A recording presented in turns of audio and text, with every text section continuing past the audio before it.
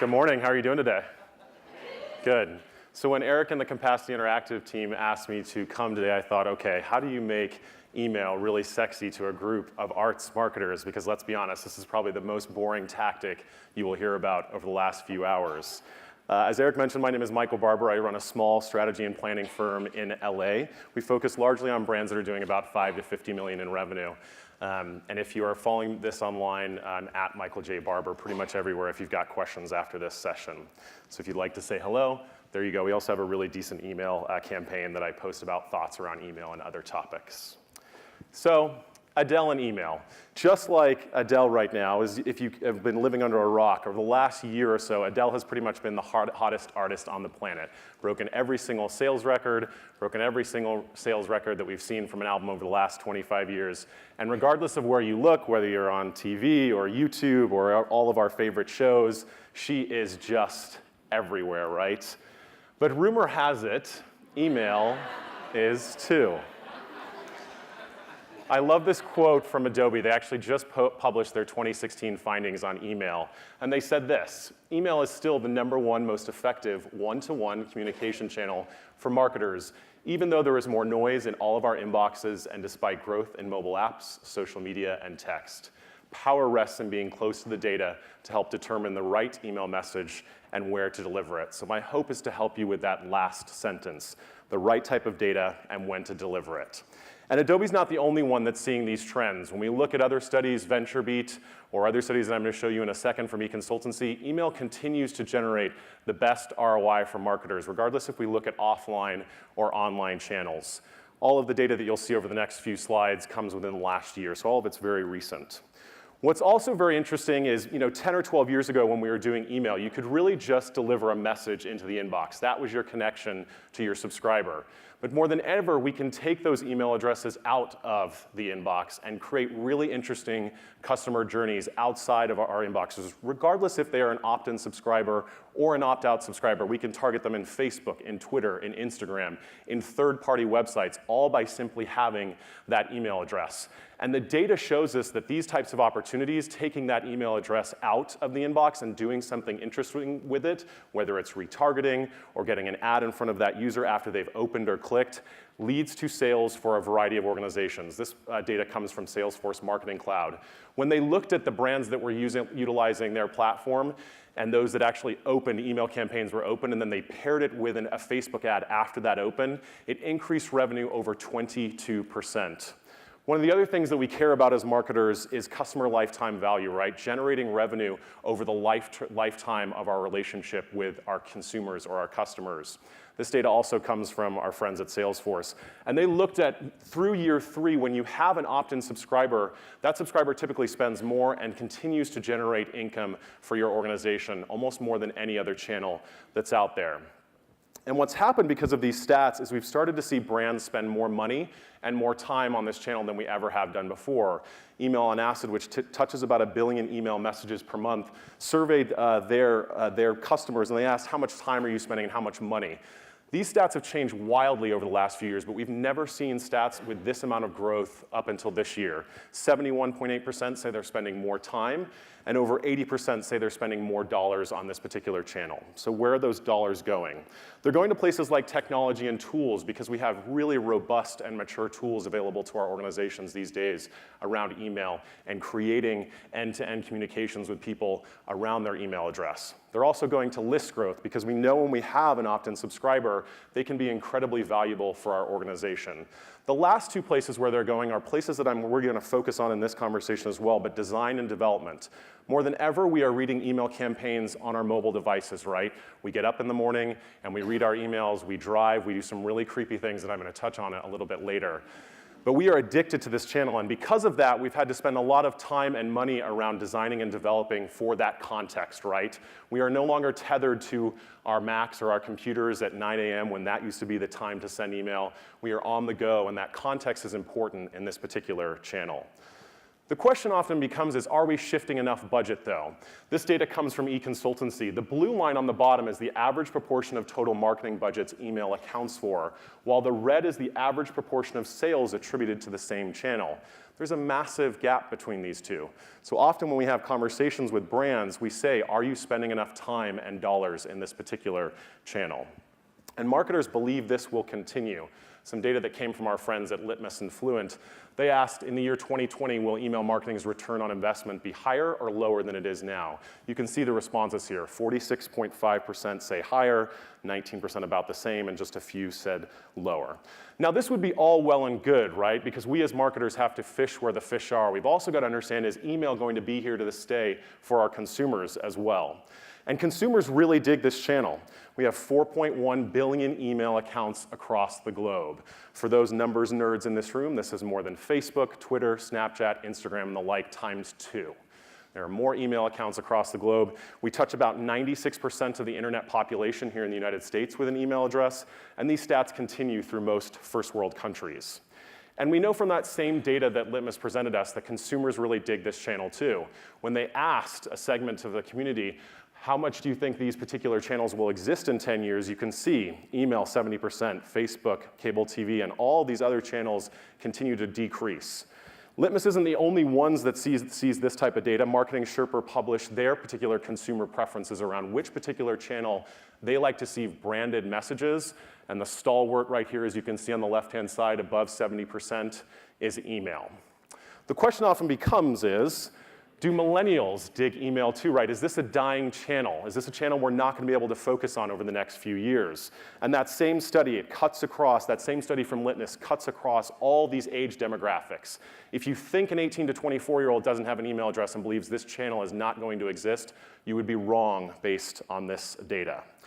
And we are crazy for email, but in some really strange ways. This is the second year Adobe has done this particular study, and they asked people, what do you do when you're reading email? What are you doing in the context? Look at some of these. Watching TV and movie in bed, right? We're having that multi-screen experience. We're sitting there in bed. On vacation, we are sitting on the beach with a beer in our hand and continuing to look at our inboxes, God forbid. Look at the fourth one, the bathroom. I can't wait for Dyson or some product to come out with some sort of thing that we throw our phones into as we walk out. If there's any dudes in the room that have been in a men's restroom in an airport lately like I have, the amount of men that walk out without washing their hands is absolutely staggering, and you know what they're touching next, and that is their phones. So what is causing this particular phenomenon? It is this. It is this fact that we are in a totally different context when it comes to email more than we ever have done before. Litmus every single month publishes this data where they look at the amount of opens that are happening within each particular device. They touch about 1 to 2 billion emails a month, so they have a really robust data set available to create these graphs. And you can see over the last year or so, we've continued to stay above the 50% threshold in terms of the first open that happens within a mobile device, while webmail and desktop have continued to drop. If you're wondering where these opens are happening, these are the inboxes or the device types or the applications where people are actually opening these campaigns. Lo and behold, at the top, Apple iPhone, Gmail, and we've even got some of the stalwarts that are continuing to hold on. Now, often we've heard over the last few years the media say that email over the last few years has been a dying channel for us to focus on because the rise of things like social media, content, mobile, things of this nature, Slack, different communication channels that we have at our disposal. This was just 2 years ago. You look at that article from Fast Company on the right-hand side, and it says how email became the most reviled communication experience ever. The most hated. That is such a strong adjective, right? And this was just 2 or 3 years ago because we saw this rise of other channels. But now, it seems the media really likes this channel. You can see whether it's the HBR Harvard Business Review, the Atlantic, or the Guardian on your right-hand side here. We've started to see this sea change away from the media really seeing this channel as a valuable place, not only just for them, but for brands and consumers alike. This is not necessarily the same case when it comes to the tech and some foreign countries, though. They're trying to keep us out of the inbox on a regular basis. And of course, this starts with this idea of a spam folder, right? This is something that's been around for about 12 or 13 years at this point. They've taken it a few steps further over the past few years and added really interesting user experiences around giving the people to get out of your particular campaign, such as using an instant unsubscribe and mark a spam button. It's no surprise they're doing these things, like Gmail is doing these things, or Outlook, to make it easier for consumers to get out, right? Because we continue to bury our unsubscribe links at the bottom in 6-point font in really tiny places in that light gray color where we think consumers can't see it. They've also done some things from a technological perspective as well. This is basically how all your email campaigns make it into the inbox. Up until about 4 or 5 years ago, there wasn't this fourth layer here or that reputational data. Think of this like an algorithm. What all of the major internet service providers, Gmail, Hotmail, Yahoo, Barracuda, all of the major ones are doing is looking at the user behavior when someone receives your campaign. Do people mark it as spam? Do they instantly unsubscribe? Do they throw it or fold it in a folder? Do they take a quick glance at it?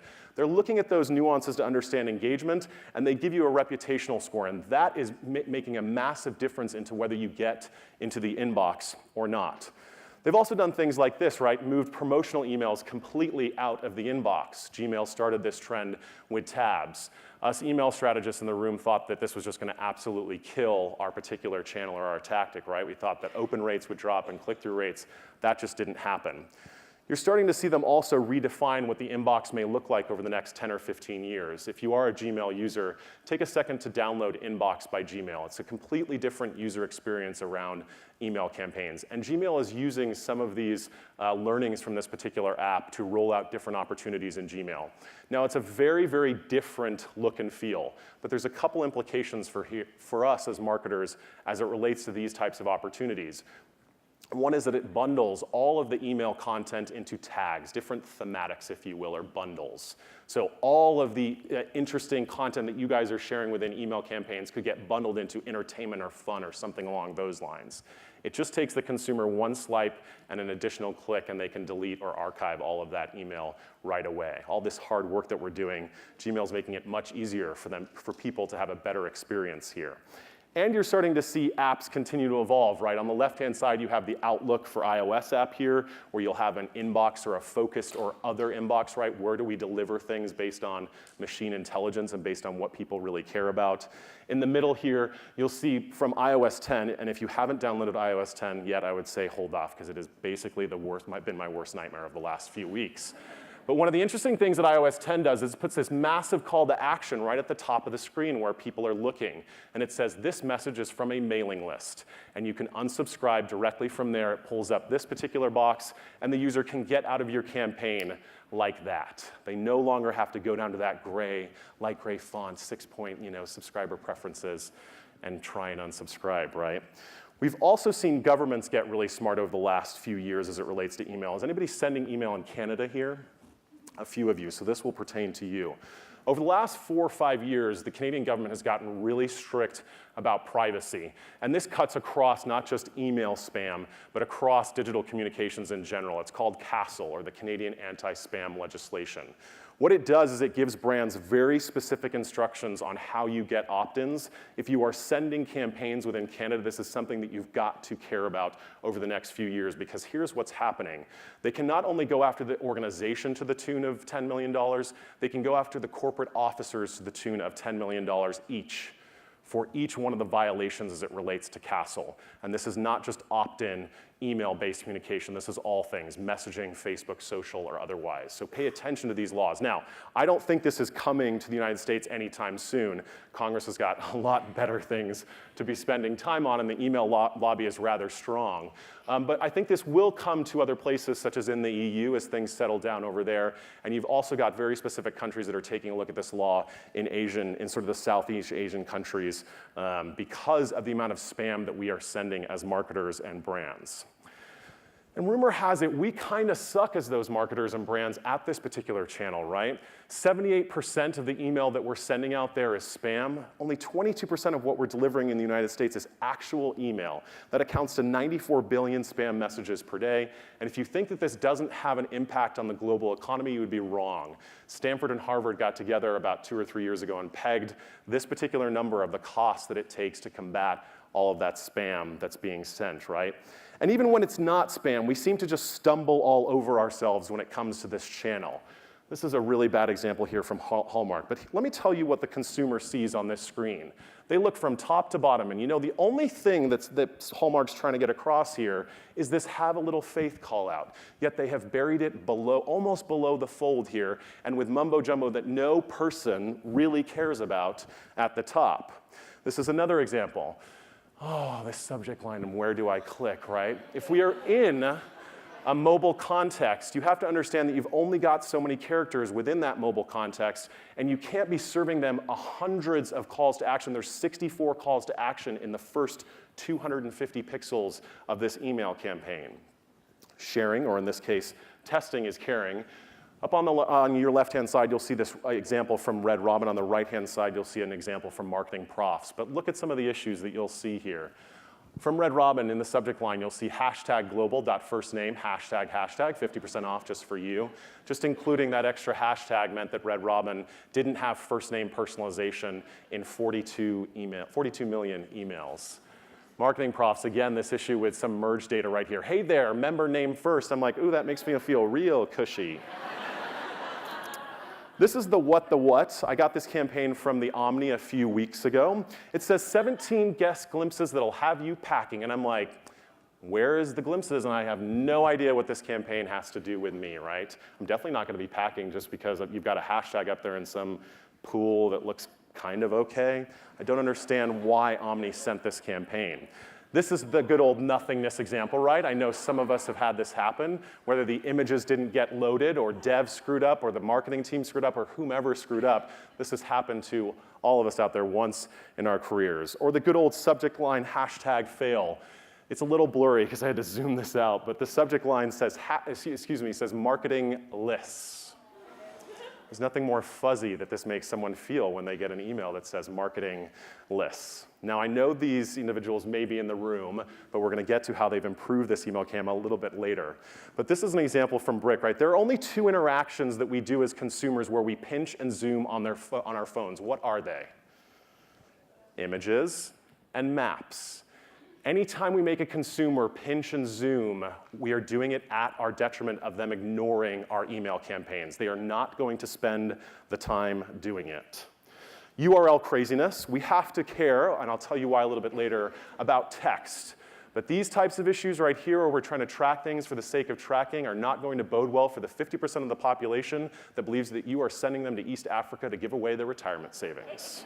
And I know you all have some age demographics here that skew to those types of ages. And can you read this? This comes from our friends at Alaska Airlines. If I'm viewing this at the average human arm length with my average human eyes, there's about 128 different calls to action here within that. And I can't read basically any of that. And it gets even worse. We see this all the time, right? This is from a marathon confirmation email that I paid a significant amount of money to run in, and I've got to go like this and figure out what the hell I'm supposed to do about this run. Or the good old, we don't want to talk to you, but we really do. On the left-hand side, you will see this from name that says, do not reply at starwoodhotels.com.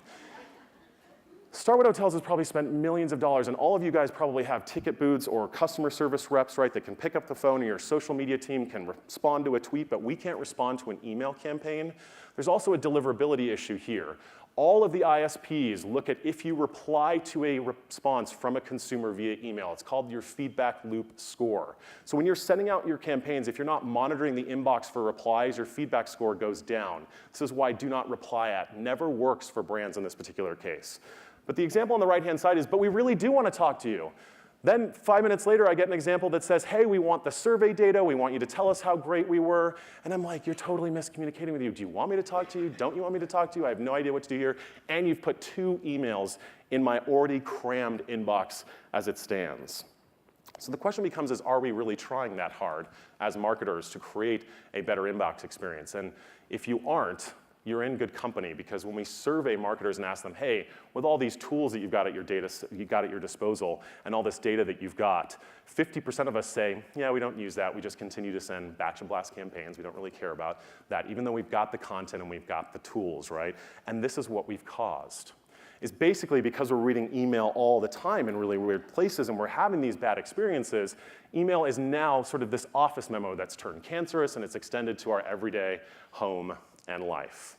Okay, so we suck. So who can we turn to make email better? This glorious lady that you have in front of you. So what would be Adeles tips when it comes to making email better? The first is this idea of being ubiquitous, right? In the sense that because we know people are reading campaigns at really strange places at all different times of day and in a mobile context, we have to be able to send campaigns that allow for single column or skinny layouts, right? The ability to get through all the content using our thumbs. The thing that Facebook, Instagram has done really well is train us all to do this on our phones, right? We've got to bring those same experiences to the inboxes, similar to what the Kennedy Center does here. Now, Brick, who I called out earlier as a bad example, has recently redesigned their campaigns, and you can see what they've done here. Again, single column, skinny layout, where you can get through all this great content without pinching and zooming, without annoying the user, and giving them the context that they care about, right, using their thumb on a mobile phone. From names also matter quite a bit, and for the organizations that are doing anything from donations or gift giving or fundraising, this could be a really interesting thing for you to test and look at. Think about all the different touch points that your consumers have with people within your organization. Think about how you can go beyond that, just that brand name, and who the actual rep is calling them or the salesperson, and try testing those different nuances. If somebody has a relationship with somebody in your organization, you should consider moving them away from sort of your brand name within the from name, and think about a personalization there play that you can utilize. We also have to care about fonts and buttons more than ever. This is a great example here from Campaign Monitor. If you look at what this particular email says, it says how we got a 127% increase in click-throughs by simply redesigning this blog subscriber's email. What is the one difference between these two email campaigns? The button. Think about the downline impact on your organization from a purchasing behavior if you could just increase click-throughs by 127% by simply including a button, right? This is thinking about context as it relates to consumer behavior. Those blue single-line URLs that we use these days, gone are the days of using those as our calls to action. We have to use buttons to get people to click because our thumbs and fingers are all too big. So from a font perspective, we've got to make sure we're using headlines that are at least 30 pixels large. That is 30 pixels right there. Even though it seems like a huge font to use, that is 30 pixels, how to write great email copy. Body copy has got to be at least 16, minimum of 15. I think it gets a little small beyond that. And if you're wondering why all of the iOS or your Apple emails may look crappy, it's because what Apple does, if anything is below 13 pixels large, it actually re-renders it to that size so people can actually read it. From a button perspective, we've got to get used to using buttons that are at least 44 by 44 points. This is about 150 by 150 pixels, right? Because we've got big fingers and thumbs that are touching these screens. So we've got to use buttons that actually work in that context. Why this size? This is what Apple has told us. They've looked at thousands and millions of human interactions on their phones and said this is the minimal tappable human thumb size and finger size that you need to have a button. We've also got to get to the point. A lot of us spend a lot of time writing copy and putting tons and tons and tons of things inside of our email campaigns. Think of the context here. People are on the go. They're reading your campaigns in really weird places, and the one biggest thing that they've got that's valuable to them in their lives is time. So we've got to get to the point in our campaign so that people get that information that we care so much about right at the beginning of that campaign. If we can allow images to do the talking, then please do that. I love this example from Ram, who just has all these beautiful images that they're utilizing to get people the call to action. Now, we could have a debate on the layout of this email, but from an images perspective, let the images do the talking, right? We're spending thousands of dollars on these devices that have beautiful screens. Let those images do the talking. You guys have got some content assets that are second to none comparatively to other brand organizations that are out there. Leverage them as much as you can in this context. And for the love of all things holy, we must eliminate the words click here from our vocabulary. I do not click with my thumbs and my fingers. I touch, right? We also know that when those calls to action are not specific, right, when they're generic, like click here, your click-through rates 99.9% of the time go down.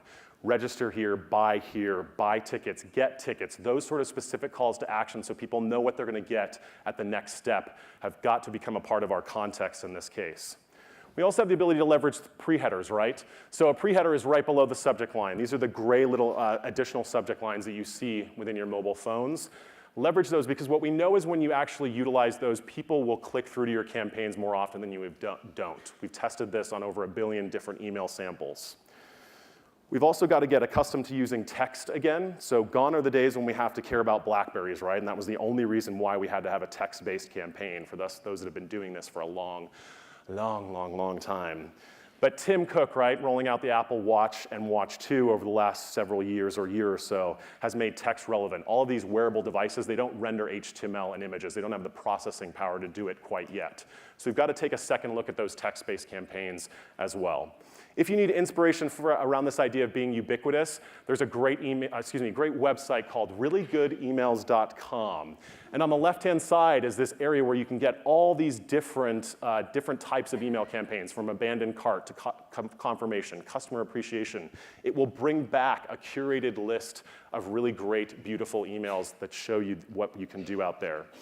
If you're wondering how you get into this idea of portability or ubiquity, there are some great tools out there called Litmus, Targeted.io, and Email on Acid. All of them allow you to do this, which is render your email campaign so you can see how it behaves in those contexts and look at it from an inbox preview perspective. All of these tools will render your email campaigns in 144 different inboxes so you can see what that campaign looks like, regardless if it's the latest, greatest iOS or, God forbid, it's like Lotus Notes or Outlook 2002. The next thing that Adele would do is always say hello.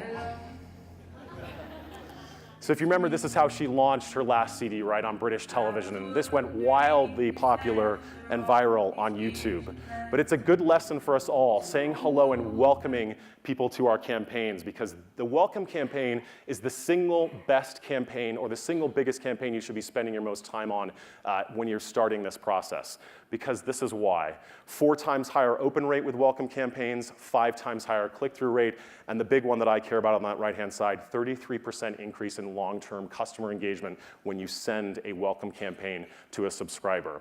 Now, this isn't rocket science, right? All of our platforms that we're working on in this room, because I know all the good ones and I know all the bad ones, regardless of what you're on, allow you to create these campaigns. But almost 40 or 50% of us say that we aren't actually leveraging these campaigns, even those stats speak for themselves. The question often becomes is, when do we send that campaign? Is it real time or is it batched? I would suggest to you that based on the metrics that we see, you've got to be sending that welcome campaign series, whether it's a single email or a series of them, instantaneously. Real-time emails see a 10 times higher more than transaction rates and revenue per email over those of batched mailings. So what can you do within those campaigns? You can simply say hello, right? Welcome and thank people. You can help people get started, right? Some good examples here, right? What's the next step that someone can take with your organization? Is it donate? Is it see an event? Tell me that next step, right? What do I need to do? Is there an app that I can download that'll make this easier for me, right? All of those opportunities are really interesting. Or show people how to do business with you, right? How do you go about purchasing tickets? Or how do you go about interacting with our organization? One thing to think about as more of a retail-oriented audience is that you've got to be careful with offers. We see this all too often where people will have an offer in that welcome campaign. Just be very careful, because what consumers will do is become accustomed to those offers in their campaigns. So what's the next thing that Adele would do to make email better? She would get personal. I don't know if you follow Adele on Twitter, but she responds back to people all the time. And you've seen some great viral YouTube videos over the last, or YouTube videos that have gone viral, I should say, over the last few years of her doing some really interesting things from a personal perspective. So why does this matter from a personal perspective as it relates to email? Because if we've got data and we can use that to deliver segmented campaigns to our audiences or our consumers, these drive revenue for our organizations. Campaign Monitor batched all of their mailings that they sent last year, about 1.25 billion emails, and they saw for those that sent a one-size-fits-all campaign, comparatively to those that used data and segmented their campaigns, saw a 760% increase in revenue. That's a ginormous number by simply using a few data points. So what can we do? We can do things like personalize the open, or the subject line, or personalize the content inside of our campaigns that can create opportunities like this. Simply using a first name inside a subject line can increase open rates on average of about 26%. Now, often I get the question of, well, this data is hard to get, right? We don't want to ask a ton of questions, but I love this example here from Minimum Fashion. They make the confirmation button a data gathering point, right? Instead of just okay or subscribe here, they ask if you're male or female. Think of the opportunities here that you could utilize. Do you care about events? Do you care about shows? Those types of opportunities where you can get an extra data point. So when you've got that data, what can you do with it? Things like this, right? Not only just customize the subject line, Michael meet Eros, you can actually customize the content or the copy that's within that campaign too. We can also do things like the welcome that I've talked about, right? Welcoming people to our organization, leverage things like birthdays or events. Right behind the welcome campaign, the single most often open campaign inside of when we look across all of our clients that we work with, is those event-based emails around birthdays or anniversaries. Thanking people when they make a donation or thanking them for that donation that happened a year ago. Those are different opportunities that you can do. Another example here from my ophthalmologist, who's only got 400 clients, and he manages to do this, right? So if us as bigger organizations that have access to this type of data on our subscribers can do this as well. We also have to do things from a purchase intent history. For those more sophisticated organizations that are in the room, you're gathering data on what your consumers are looking at your websites, right? Amazon and brands like Bonobos do this really well, but we're starting to see this come into other opportunities and web platforms that you can have, even as a smaller brand. If we know someone's looking at a show or event or something, why do we not time an email campaign that says, hey, are you still interested in that show or event? Or using that intent or behavior when someone's browsing on our websites to generate a campaign opportunity with them. We can also do things based on purchase history, right? I love this example from Bonobos. If you look at the actual call to action here, or the button, it says shop size large.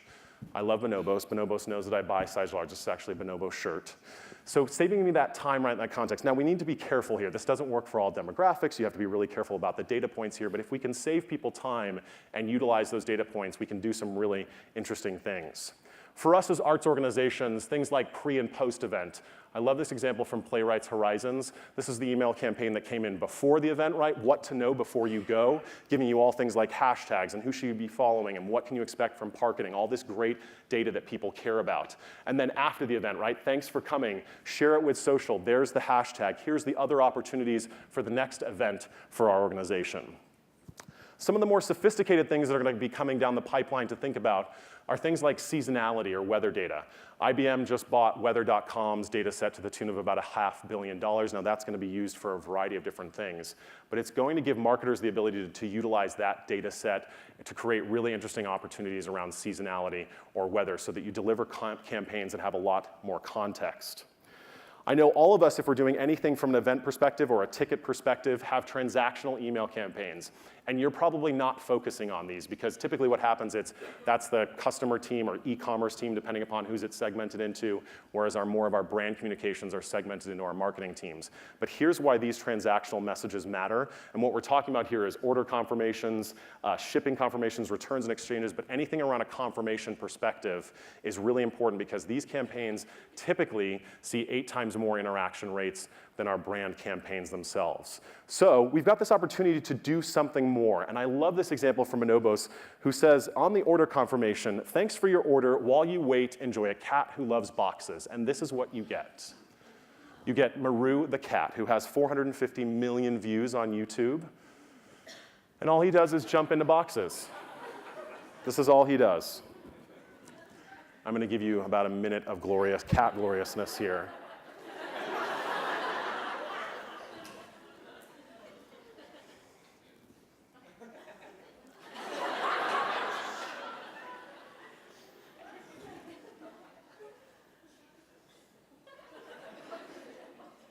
He gets there.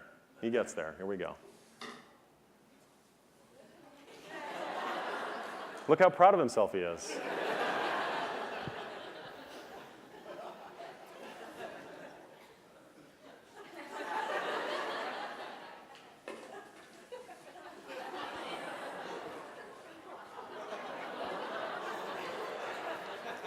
So Gregory had Aretha, I have Maru the cat. Thank you, we'll be here all day. Right, but suffice it to say, this has nothing to do with bonobos at all, right? There's nothing that relates to men's clothing here. There's nothing that relates to Maru the cat that's about the brand. But you better, oh, by the way, Maru has taken to now to jumping through boxes as their newest YouTube videos. I need to start posting those as well. But here's the deal, right? We've always got to be giving people more inside these transactional campaigns, because if it's not Maru the cat, it's mini horses. Right, so if we know we have an engaged audience in those transactional emails, take advantage of them. Put different opportunities, put those Easter eggs, put those great content that you've got available from some of those events so that people take the time to open those emails, because here's what will happen. If you've got those Easter eggs, those interesting points, people will not only open those confirmation emails, they will open your promotional branded emails more often than they would before. The next tip is, oh, you fancy, huh? Because we know that Adele loves being fancy. I mean, look at this woman. She like dresses to the nines, she's beautiful, the makeup's always on point, right? So what do we mean by getting fancy? And this is this idea of interactive email. Why does this matter? Mark Robbins, who runs email design at Rebel Mail, which is arguably one of the best email design shops in the world, they're based out of the UK, says, I see interactive as a huge shift in email development. Early analytics have shown far more greater engagement from users who receive interactive messages than sort of those sort of plain, if you will, flat JPEG or text-based campaigns. So what do we mean here by interactive messages? First is this idea of dynamic content.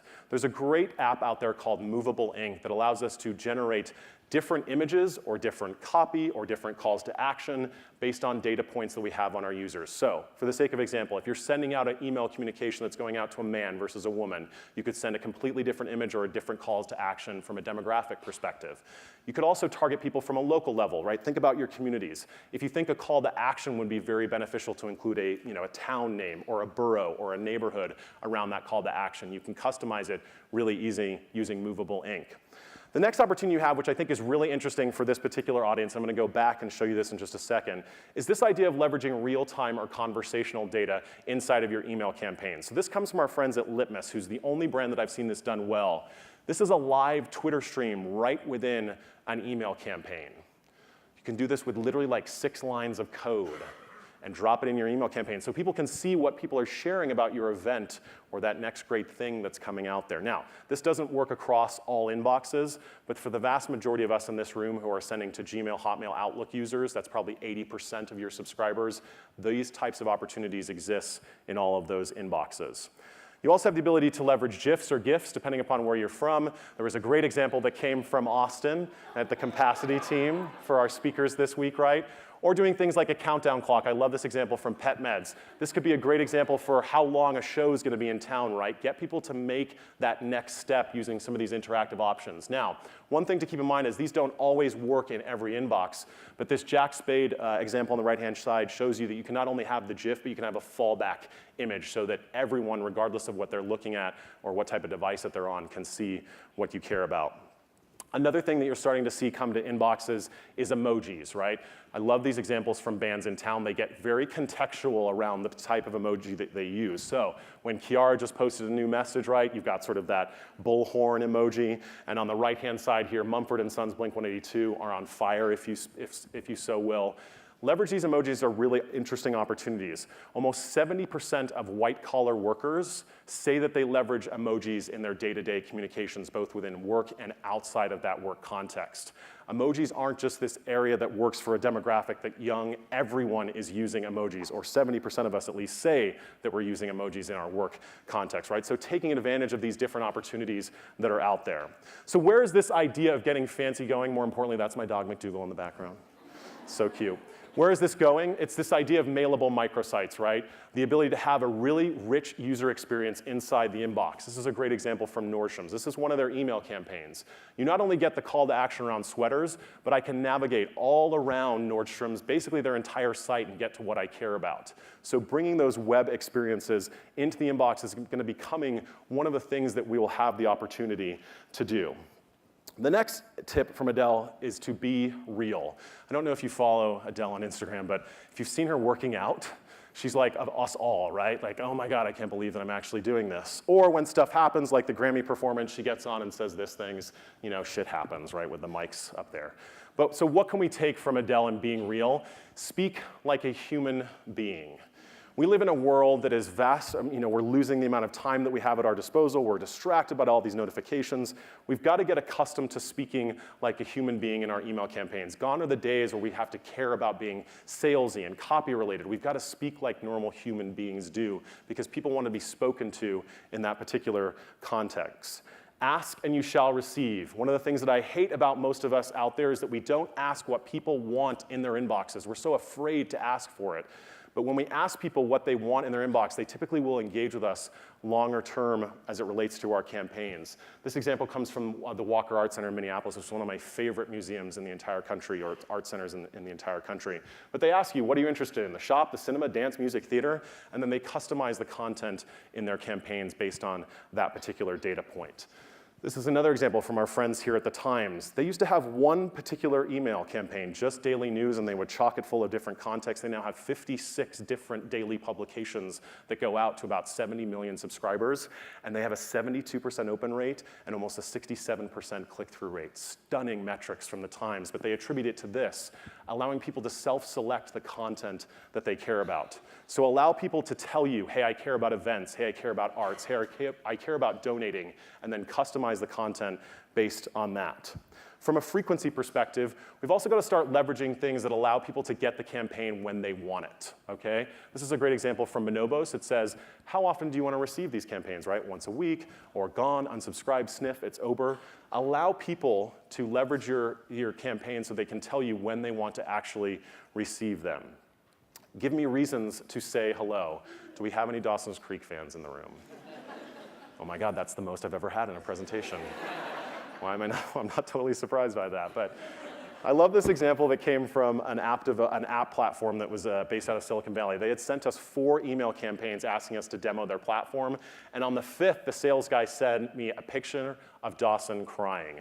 And what he had done, he's looked at my Facebook profile, he looked at my likes, and it happened to be like Dawson's Creek was in that list of likes. So he took an image and just embedded it in and said, I'm really sad that I'm not going to be able to send you another email campaign. I called this guy and said, oh my God, this is genius, but no, we don't want to do business with you. But the lesson here is this, right? Give people reasons. Do something different in your campaigns than you've ever done before. If you are not seeing those opportunities of engagement, if people aren't opening or clicking, you've got to take the time to say, hello, it's me again. Getting re-engaged with users, right? Giving them exclusive access to a piece of content or saying that they can get a specific deal if they interact with us. We've actually baked in a re-engagement flow here that you can take advantage of. But what this allows you to do is to think about different ways that you can re-engage those people that have stopped opening or stopped clicking. And if people want out, make it easy. Stop burying the unsubscribe in the bottom of the campaigns. Make it easier. If you're going to put it at the bottom, at least use sizable fonts. At least use that black font or whatever the contrast font that works well or color that works well so that people can unsubscribe really easily. And give me reasons to stay. I love this example from Groupon. Groupon, this is on their unsubscribe page. It says, we are sorry to see you go. How sorry? Well, we want to introduce you to Derek. He's the guy that thought you'd enjoy receiving the daily Groupon email. And he turns around and we throw hot water on Derek. There are a ton of opportunities. You guys have so much. And he just walks away. But here's what happens. Look at the call to action. That was pretty mean. I hope you're happy. Want to make it up to Derek, resubscribe. So we have all these interesting. That's a good one, I know. We have all these interesting opportunities available to us with the type of content that your organizations have to make that unsubscribe page just a little bit more sticky, a little bit more interesting. Now, if all else fails, all of that fails, right, then just be Adele. Because this is an email that came from Return Path about 3 or 4 days after her album dropped. And look at this. Look at the emojis. I've been waiting for an email like you. It's been a while. They just completely copied basically all of the lyrics, right? This is supposed to be a funny hoo-ha, right? So let's recap. What are Adele's tips to doing email? The first is be ubiquitous, right? We need to understand that people are in a different context, that mobile context, more than they ever have done before as it relates to their inbox. The second is hello, it's me, taking advantage of those welcome campaigns more than we ever have done before because they matter. Not only just the ability to have someone engage with us right away, but have a long-term relationship with that individual. We've got to get personal and leverage data more than we ever have done before so we can deliver those personalized experiences right within people's inboxes. And we've got to get fancy, leveraging things like GIFs, leveraging things like real-time content within email campaigns, because people want to see more than just a simple images or copy within our campaigns. And we've got to be real, start speaking like human beings, start taking advantage of the ability for people to customize when and what they want to receive from you as the brand. And if all else fails, then just copy everyone else, like Return Path did, right? Okay, but why do email like Adele, right? You've now sat here for 45 minutes hearing me wax poetically on this topic. But why do this? Why take advantage of doing email like Adele, or doing email well for that matter? The first is this. It's this that engagement matters in this channel. It's a big, fluffy, loose term, but what do I mean by it as it relates to this particular tactic? The Email Experience Council, which are the bigwigs at Gmail, Hotmail, Yahoo, and the like, gets together about every 2 years, and they tell us what they care about. And some really interesting data points came out of that meeting in 2015. They said things like, opens and clicks matter little to us, right? These metrics that we really care about, opens and clicks, that we measure every single day, they don't care. That's not engagement for them. They look at things like this. We track replies, moves, marks not as junk, delete without open, and quick glances as signals of engagement. So if we care about our subscribers, we've got to get an understanding that these engagement metrics are happening at the subscriber level, and they're happening within different opportunities than we are not measuring at all as email marketers. Number two is this idea that the future matters. Okay, Google has been doing some really interesting testing around bringing the e-commerce or the cart to the inbox. It's called Pony Express. They're testing this with utility companies now, but you better believe that Google is thinking about how do we monetize Gmail, being that it's the largest email platform in the world. What does Pony Express do? Well, I don't know if you've paid a utility bill over the past 10 or 15 years, but online, but it's a really terrible experience, right? All the utility companies have really bad user experiences. What they're doing is pairing the bill that's coming into your account against the email address that they get from the actual utility companies, and then they bring a cart up on the right-hand side of Gmail that allows people to pay that particular bill right within Gmail. And they never have to go onto that utility company's website. So what happens when Gmail brings this to all of us? This is an example here, right? 2 shows only, Verdi Requiem, buy tickets. This is just a screen that we just comped up. What happens when I can put that cart right within the inbox, and suddenly we can drive conversions and opportunities for our organizations right within email campaigns? We will not be able to take advantage of these opportunities in the future if we have screwed up emails past at this point. Number 3 is that familiarity matters. You want to know why email is starting to see a bit of a renaissance and why you're seeing people gravitate towards these channels? Meet my mother. She's 59 years old. She would kill me if I generalized and said 60 at this point. This was at my dad's birthday. We're basically 2 sheets to the wind at this point on red wine. But the point of this is this. If you have grandparents or parents in the room, when was the last time that you heard them say, hey, can you help me with my emails? They don't. They call you and ask you about Facebook or Twitter or, God forbid, Snapchat.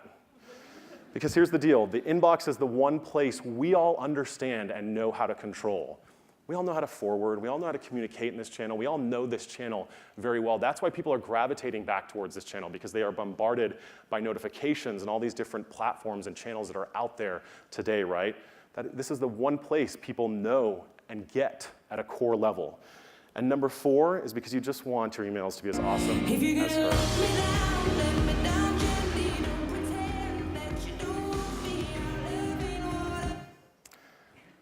And that's it. Thank you.